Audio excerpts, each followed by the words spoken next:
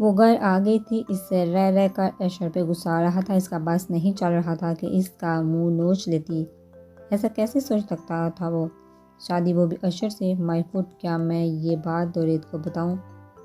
اس نے سوچا نہیں، بہت غصہ ہوں گے کہ میں بغیر ان کو بتائے اشر بھائی کے ساتھ کیوں گئی۔ اس نے اپنی ہی بات کو رد کیا۔ اس دن کا منظر سوچتے ہی اس نے آنکھیں میچ لی جس دن اس نے ساوی کو اشر سے دور رہنے کا کہا تھا۔ اچھی سنائی ہے، میں نے اب بالکل بھی تنگ نہیں کریں گے اشر بھائی، اگر کیا تو دورید کو بتاؤں گی۔ ابھی بتایا تو وہ کچھ غلط ہی نہ کر دیں اشر بھائی کے ساتھ، اس نے دل میں فیصلہ کرتے ہوئے کہا۔ پھر اس نے یہ بات کسی کو بھی نہیں بتائی تھی، افرا کو بھی نہیں جس سے وہ ہر بات شیئر کرتی تھی۔ وہ افرا کے روم میں چلی گئی تاکہ اس نے نیکسٹ سیمسٹر کے شیڈول کے بارے میں بتا سکے۔ رات کھانا صاحب نے ساتھ ہی کھایا تھا، تب ہی نادیہ بیگم نے آنے والے جمعے کو شایان افرا کا نکاح رکھا تھا۔ ان کی بات سن کے افرا شرما کے اپنے روم میں چلی گئی تھی، جبکہ شایان نے اٹھ کے اپنی ماں کے ہاتھ چوم لیے تھے۔ اس کی اس حرکت پہ سب ہی ہنس دیے تھے۔ آپ دنیا کی سب سے بیسٹ موم ہیں، وہ ان کے کندھے پہ سر رکھتے ہوئے گویا ہوا۔ اچھا، اور مجھے بیسٹ پاپا کا ایوارڈ کب ملے گا؟ مراد صاحب نے اس کی طرف دیکھتے پوچھا۔ اب دنیا کے سب سے بیسٹ پاپا ہے اب کی باری، ساوی ان کے گلے لگتے بولی۔ ہیپی فیملی کا منظر مکمل تھا، کسی چیز کی کمی نہ تھی۔ کاش آپ دنیا کے بیسٹ چچا چاچی بھی بن جاتے تو آج مجھے اتنی تکلیف نہ ہوتی۔ دورید جو ان کی طرف حسرت سے دیکھ رہا تھا اپنے ماں باپ کو یاد کرتے ضبط سے بولا، ارے میرے شہزادے، تم وہاں کیوں کھڑے ہو؟ اپنی چچی ماں کے پاس آؤ۔ نادیہ بیگم نے اس کو گمسم بیٹھے دیکھ کر کہا۔ جانتی تھی کہ وہ جتنا مرضی اسے پیار دے لے مگر ماں باپ کی کمی کو پوری نہیں کر سکتا۔ ان کی بات پہ دورید چاروں نچار اٹھتا ان کی طرف بڑھ گیا۔ میرا شیر، مراد صاحب نے اسے اپنے بائیں جانب کندھے سے لگاتے ہوئے کہا۔ ان کے دائیں طرف ساوی تھی اور وہ درمیان میں خود تھے۔ دورید کی آنکھیں ضبط سے سرخ ہو رہی تھی جبکہ دل خون کے آنسو رو رہا تھا۔ چچی ماں، میرے سر میں درد ہو رہا ہے، میں روم میں جا رہا ہوں۔ وہ ایک ہاتھ سے اپنی کان پٹی مسلتا ہوا بولا۔ میں نے کتنی دفعہ کہا ہے بیٹا، اتنا کام مت کیا کرو مجھے میری۔ سنو تب نا، تم روم میں جاؤ، میں تمہارے لیے چائے اور ٹیبلٹ بھیجتی ہوں۔ اس کے دل کی کیفیت سے بے خبر وہ اسے ڈانٹتے ہوئے بولی۔ وہ ایک نظر انہیں دیکھتا اپنے روم میں چلا گیا اور جا کے بیڈ پہ لیٹ گیا۔ 15 منٹ بعد اس کے روم کا دروازہ کھلا اور ساوی ہاتھ میں ٹرے تھامے اندر داخل ہوئی۔ دورید چائے، اس نے دورید کو پکارا جو بازو آنکھوں پہ رکھے لیٹا تھا مگر جواب ندارد۔ اس نے چائے سائڈ ٹیبل پہ رکھی اور جھک کر اس کا کندھا ہلایا۔ دورید چائے پی لی، ٹھنڈی ہو جائے گی، وہ اس کے اوپر جھکی بول رہی تھی۔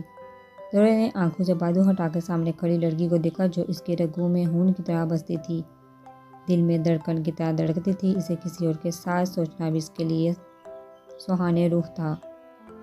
ساوی اس کی آنکھوں میں دیکھتی ڈر سی گئی جو خون جھلکا رہی تھی۔ وہ گھبرا کر سیدھی ہونے لگی کہ ایک دم دورید نے اس کا بازو پکڑ کے اسے کھینچا کہ وہ سیدھی اس کے پہلو میں جا گری۔ وہ ایک بازو اس کے پہلو میں رکھتا اس پہ جھک سا گیا۔ ساوی کس کی ہے؟ سوال ہوا۔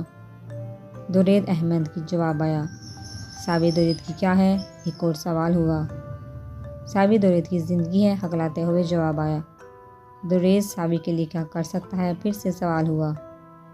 جان لے بھی سکتا ہے، جان دے بھی سکتا ہے، لرزتے ہونٹوں سے جواب دیا۔ ساوی کے نام کے آگے کس کا نام جڑے گا؟ سوال جٹ سے آیا۔ دورید احمد کا جواب بھی اسی سپیڈ سے ملا۔ دورید کو ساوی نہ ملی تو کیا ہوگا وہ جاننا چاہتا تھا۔ دورید مر جائے گا، آنکھیں میچ گئی۔ میں سچ میں مر جاؤں گا، میں سچ کہہ رہا ہوں، اگر تم کسی اور کی ہوئی نا تو میں مر جاؤں گا۔ وہ بے بسی سے اسے اپنے حصار میں قید کرتا ہوا بولا۔ میں آپ کی ہوں، صرف آپ کی، کیوں سوچ رہے ہیں ایسا کیا ہوا ہے؟ وہ اس کی سانسیں اپنی گردن پہ محسوس کرتی پوچھ رہی تھی۔ کچھ نہیں ہوا، سب ٹھیک ہے، میں ہوں نا، سب ٹھیک کر دوں گا، بس تم میرا ساتھ دینا، دو گی نا میرا ساتھ؟ وہ اس کے کان میں سرگوشی کی مانند بولتا تصدیق چاہ رہا تھا۔ ہاں، میں ہمیشہ آپ کا ساتھ دوں گی، ہمیشہ۔ اس کے لہجے میں خوف محسوس کرتی اس کا چہرہ ہاتھوں میں تھام کر بولی۔ پھر جب چچی ماں تمہارے پاس آئیں کسی رشتے کی رضامندی پوچھنے تو انکار کر دینا، ان سے کہہ دینا تم کسی سے شادی نہیں کرو گی۔ وہ اسے سمجھاتے ہوئے بولا۔ میرا رشتہ کس سے؟ وہ الجھے لہجے میں بولی۔ مجھے نہیں پتا، تم بس انکار کر دینا۔ ساوی، تم مجھ سے محبت کرتی ہو، کسی اور کے بارے میں سوچنا بھی بات تم کرتی ہو نا مجھ سے محبت؟ وہ اس سے کندھوں سے دبوچتا جنونی لہجے میں پوچھ رہا تھا۔ اس کی آنکھوں میں جنون دیکھتی وہ کچھ بول نہ پائی تو اسباب میں سر ہلا دیا۔ میں جانتا تھا میری چڑیا، میری گڑیا صرف مجھے چاہتی ہے۔ تھینک یو سو مچ، آج بہت خوش ہوں، بہت خوش۔ وہ اس کا چہرہ ہاتھوں میں تھامتا، اس کے چہرے کے ہر نقش کو چومتا دیوانہ وار بولا کہ ساوی اس کی شدت پہ دنگ رہ گئی۔ توریت پلیز چھوڑے مجھے۔ وہ اس کے ہاتھ اپنے چہرے سے ہٹاتی ناراضگی سے بولی۔ کیا ہوا، تم ناراض ہو مجھ سے؟ وہ الجھا۔ اب بھی شادی نہیں ہوئی ہماری، وہ جھجکتے ہوئے گویا ہوئی۔ ہاں تو ہو جائے گی نا۔ وہ ایک بار پھر اس کا چہرہ ہاتھوں میں بڑھتا ہوا اپنا رخ موڑ گئی۔ تو آپ پلیز ایسے مت کریں۔ وہ رخ موڑے ہی کٹکتے ہوئے بولی۔ کیسے نہ کروں؟ وہ الجھن سے پوچھ رہا تھا۔ یہ جو آپ کر رہے ہیں۔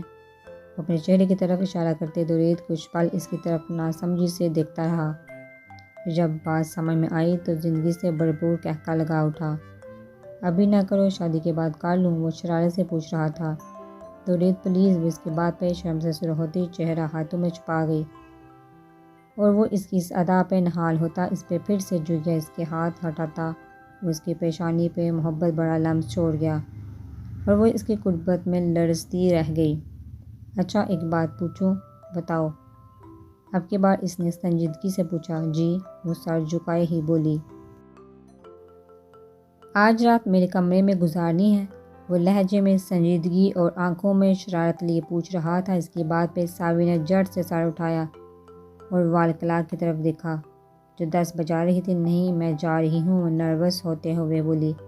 ویسے اگر جہاں بھی رہ لوگی تو بھی کوئی بات نہیں، افراد یہ بھی تمہارا ہی کمرہ ہے مستقبل کا۔ اس کے چہرے پہ نظر جمائے پرشوق لہجے میں بولا۔ جی یہ بھی میرا کمرہ ہے، مگر یہاں میں اسی دن آؤں گی جس دن اپنے سارے حقوق آپ کے نام کر دوں گی، آپ کی دلہن بن کر۔ وہ جو دروازے کی طرف بڑھ رہی تھی توریت کی بات سن کر پلٹ کر بولتی جھٹ سے باہر نکل گئی اور توریت اس کی بات پہ پہلے حیران ہوا پھر مسکرا اٹھا۔ اس کے بارے میں سوچتے سوچتے بستر پہ دراز ہو گیا، جبکہ ساوی جو چائے لائی تھی وہ میز پہ پڑی پڑی ٹھنڈی ہو چکی تھی۔ شادی میں 6 دن رہ گئے تھے اور اب بھی ساری تیاری رہتی تھی۔ مراد صاحب اور توریت آفس جا چکے تھے، جبکہ شایان کا کہنا تھا کہ شادی کے بعد ہی آفس جوائن کرے گا۔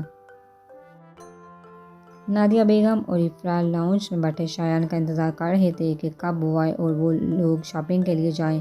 ساوی نے جانے سے انکار کر دیا تھا۔ توریت نے اسے کہا تھا کہ بہت اسے شاپنگ کروائے گا۔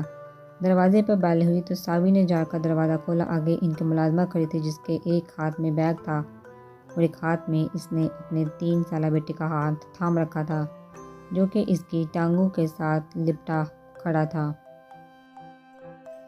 بڑی جلدی آ گئی آپ، ایک ہفتہ اور رہ آتی، ساوی نے امرین ملازمہ کو گھورتے ہوئے کہا جس پہ آگے سے وہ دانت دکھاتی ہنسنے لگی۔ ساوی نے سر اندے کا راستہ دیا تو وہ چلتی ہوئی لاؤنج میں نادیہ بیگم کے پاس ایک کھڑی ہو کے سلام دعا کرنے لگی۔ تم نے تو کہا تھا کہ 1 ہفتے میں واپس آ جاؤں گی، اوپر سے مہینہ ہونے کو آیا ہے، اب آ رہی ہو؟ نادیہ بیگم نے اپنی پوچھ گچھ شروع کی۔ جی بیگم صاحبہ، وہ اما کی طبیعت خراب ہو گئی تھی تو ان کے پاس ہی رک گئی تھی۔ امرین نے اپنے صفائی پیش کی۔ اچھا ٹھیک ہے، اس لیے بلایا، اس سے ملو، یہ افرا ہے، اس گھر کی ہونے والی بہو اور شایان کی ہونے والی بیوی۔ نادیہ بیگم نے افرا کا تعارف کروایا۔ بیوی تو بہت خوبصورت ہیں جی، صاحب کے ساتھ بہت اچھی لگیں گی۔ افرا کو دیکھتی امرین خوشی سے بولی۔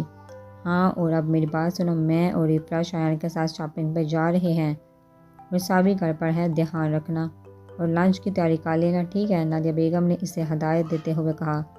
جی بیگم صاحبہ ٹھیک ہے، وہ اسباب میں سر ہلاتے ہوئے بولی۔ ٹھیک ہے، ہم چلتے ہیں، چلو افرا، وہ شایان کو عطا دے کر بولی اور اٹھ کھڑی ہوئی۔ شایان امرین کے سلام کا جواب دیتا ان کو اپنے ساتھ آنے کا اشارہ کرتا باہر کی طرف بڑھ گیا۔ اچھا سنو امرین، میں اپنے کمرے میں جا رہی ہوں، کوئی بھی بات ہو تو مجھے بتا دینا۔ وہ اس سے ہدایت کرتی کمرے میں چلی گئی۔ اس کا ارادہ شاور لینے کا تھا۔ ساوی کے جانے کے بعد امرین اٹھی اور گھر کے پیچھے بنے کوارٹر میں بیگ رکھ کر واپس آ گئی اور کچن میں جا کے لنچ کی تیاری کرنے لگی، جبکہ اس کا بیٹا لان میں کھیلنے لگا۔ اچانک ڈور بیل کی آواز پہ وہ باہر آئی اور دروازہ کھولا۔ ارے اشر صاحب آپ، السلام علیکم، وہ اشر کو دیکھ کے سلام کرتی بولی۔ اشر اس کے سلام کا جواب دیتا اندر آ گیا اور گھر والوں کا پوچھا۔ کہ بیگم صاحبہ تو شاہد صاحبہ اور افرا بی بی کے ساتھ شاپنگ پر گئی ہیں اور دیر صاحب اور مراد صاحب تو جی آفس میں ہیں اور گھر پہ صرف صابی بی بی ہیں۔ امرین نے تفصیل سے بتایا تو اشر کی آنکھیں چمک اٹھی۔ وہ اچھا چلو صابی سے مل لیتا ہوں، کدھر ہے وہ؟ اس نے صابی کے بارے میں پوچھا۔ جی وہ اپنے کمرے میں ہیں، آپ بیٹھے، میں بلا کر لاتی ہوں۔ وہ اسے بیٹھنے کا اشارہ کرتی صابی کے کمرے کی طرف جانے لگی۔ نہیں رہنے دو، میں خود جا کے اس سے مل لیتا ہوں۔ اس کے کہنے پہ ملازمہ کندھے اچکاتی کچن میں چلی گئی۔ وہ صابی کے روم میں داخل ہوا تو روم میں کوئی نہیں تھا، باتھ روم سے پانی کی آواز آ رہی تھی، مطلب صابی باتھ روم میں تھی۔ وہ اس کے بیڈ پہ جا کے بیٹھ گیا اور اس کا فون اٹھا کر دیکھنے لگا۔ فون پہ کوئی پاس ورڈ نہیں لگا تھا۔ اس نے گیلری اوپن کی تو وہاں لاتعداد پکچرز تھی جو زیادہ تر صابی اور درید کی تھی۔ ہر پکچر میں وہ ایک دوسرے کے ساتھ خوش نظر آ رہے تھے، آئس کریم کھاتے ہوئے، شاپنگ کرتے ہوئے، ساحل سمندر پر۔ برتھ ڈے پارٹی کی بہت ساری پکچرز تھی جس میں درید اور صابی کی پکچرز تھی۔ پہلی نظر دیکھتے ہی ایسا لگتا تھا جیسے وہ کوئی کپل ہو، just made for each other. انہیں ایک دوسرے کے اتنے قریب دیکھ کے اس کی آنکھیں جلنے لگی۔ ابھی وہ کچھ اور چیک کرتا کہ درید کی کال آنے لگی۔ اس نے کال پک کر لی۔ کہا تھی یار، پہلے بھی کالز کی ہیں، تب بھی نہیں اٹھا رہی تھی، کہاں بزی تھی؟ وہ بے تابی سے پوچھ رہا تھا۔ ریلیکس یار، چل کرو، کیا ہو گیا ہے؟ اگر صابی نے تمہاری کالز پک نہیں کی تو وہ دراصل صابی میرے ساتھ بزی تھی، گھر پر کوئی نہیں تھا تو میں اسے کمپنی دینے آ گیا اور میری کمپنی میں اسے پتہ ہی نہیں چلا تمہاری کالز کا۔ اشر نے مبالغہ آرائی سے کام لیتے ہوئے کہا۔ کیا بکواس کر رہے ہو تم گھٹیا انسان، سامی کہا ہے اور اس کا فون تمہارے پاس کیا کر رہا ہے؟ تمہاری ہمت کیسے ہوئی اس کے فون کو چھونے کی؟ اور درید غصے سے بھڑکتا ہوا بولا۔ بکواس نہیں کر رہا میں، اور رہی بات صابی کی تو وہ بہت تھک گئی تھی مجھ سے باتیں کر کر کے، تو ابھی شاور لینے گئی ہے اور اس کے فون کو چھونے کا حق ہے میرے پاس، نہ صرف فون کو چھونے کا بلکہ صابی کو۔ وہ درید کے غصہ انجوائے کر رہا تھا کہ درید نے ایک دم اس کی بات کاٹی۔ بکواس بند کرو اپنی، ورنہ بکواس کرنے کے لائق نہیں چھوڑوں گا تمہیں میں۔ درید اپنا اشتعال ضبط کرتے ہوئے گویا ہوا۔ ہاں یار، کیا ہو گیا ہے؟ تمہیں اتنی مرچیں کیوں لگ رہی ہے؟ میں اپنی ہونے والی بیوی کے بارے میں بات کر رہا ہوں، تمہیں کیا تکلیف ہے؟ اشر نے جھلستے ہوئے لہجے میں کہا اور ایک نظر باتھ روم کی طرف دیکھا کہ صابی نہ آ جائے۔ اشر کی بات سن کے درید کے دل میں چھن سے کچھ ٹوٹا تھا۔ اس کا مطلب تھا چچی ماں نے اشر کے ساتھ صابی کا رشتہ جوڑا ہے، مطلب اشر کی ساری باتیں سچ تھی۔ چچی ماں نے مجھ پر اشر کو پھونکے دی، ایک بار بھی میرے بارے میں نہیں سوچا۔ ایک دکھ تھا جو اس کے سینے کو چھلنی کر رہا تھا، ایک چبھن تھی جو نادیہ بیگم کے اس فیصلے سے اس کے دل کو ہو رہی تھی۔ چل اب فون رکھتے یار، میری مسز ٹو بی آتی ہوگی، اب ہماری پرسنل باتوں میں تمہارا کیا کام؟